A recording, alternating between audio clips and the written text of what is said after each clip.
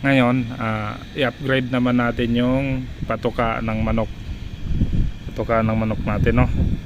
So, nung isang araw po, bali ginawa na natin ng bagong patukaan na balde. Balde yung ginawa natin. Kung dati yung pinakauna is yung galon ng mantika, tapos in-upgrade natin sa balde. Nung ma-upgrade natin sa balde, ngayon i-upgrade ulit natin.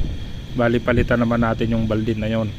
Yung balde na yon ay gagawin naman nating yun na yung gagawin nating painuman. Tapos papalitan natin yung patukaan niya nito. Ito mga kamaskara. Yan, PVC naman. Yan, oh. Yan. So doon ko na to ilalagay sa gilid ng pader, yung kulungan nila, sa loob ng kulungan nila. Tapos nilak lang natin dito sa pinakadulo. Tapos yung dulo open lang kasi may plano tayo doon. Ngayon ito mga kamaskara, bali nakapatong lang to sa pinaka support nya. Ayan na ganito. Ayan po, nakagawa na ako ng elbow na isa. So dito yan ipapatong, nakaganon yan, nakahang, tapos i-drill natin doon sa pader. Ngayon nakapatong tong PVC. So ito gagawa pa mga kamaskara ng dalawa nito kasi kailangan natin ng tatlo, bali dalawa pa ang kulang, no? So yun mga kamaskara, ituloy ko lang.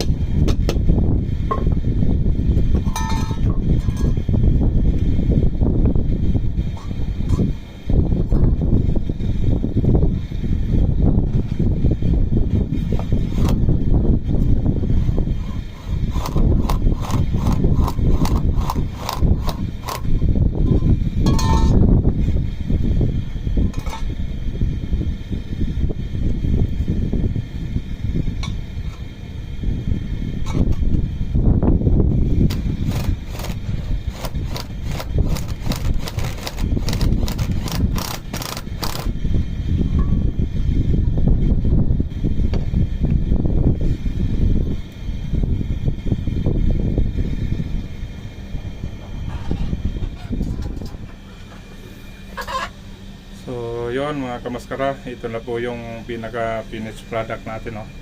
Yan. So naisalpa ko na yung bago nilang patukaan ngayon. So yung in-upgrade natin na balde nung nakaraan araw, bali gagawin na lang yung inuman. So ito na ngayon, bali naka-slope ng konti yan pag ganon. Simula doon pababa ng pababa pag ganon, para paghugasan po lalabas na lang yung tubig dito, hindi natatanggalin yung, kumbaga hindi ka na magtanggal-tanggal ng magbubuhatin yan para linisan. So dito na lang yan lilinisan pag lalagyan ng tubig, tapos diretso yung tubig dun sa labas. Ngayon itong area na to, yan. Harangan natin yan, yung tanggal-tanggal lang na harang para yung daga hindi makapasok. Ito naman ay patukaan lang, no, patukaan nila. So na-upgrade ulit natin mga kamaskara yung patukaan nila. Pa-upgrade ng pa-upgrade paunti-unti. Yan. Hindi ko na po na-videoan kanina yung pagsalpak natin at walang tagahawak ng video, no. Ayan ang yan. So, ngayon ang gagawin ko mga kamaskara, papalitan ko na to itong buildings nila na kusot. Ito bagong puso to, yung tira ko dati. So papalitan ko na yun mga kamaskara. Saka ko sila papakainin. Okay lang naman kahit medyo hapon na tayo nagpakain kasi katapos ko lang, no. May ilaw naman dito, so pwede silang tumuka. Ayan na sila mga kamaskara. Gusto na nilang matulog. So papalitan ko muna to mga kamaskara, no. Ito, tapos pakainin ko na sila. Maraming salamat po. Ayan na po mga kamaskara yung ginawa natin, no. Ayun, doon na sila kumakain. Kaso yung iba talagang sinasampa nila mga kamaskara.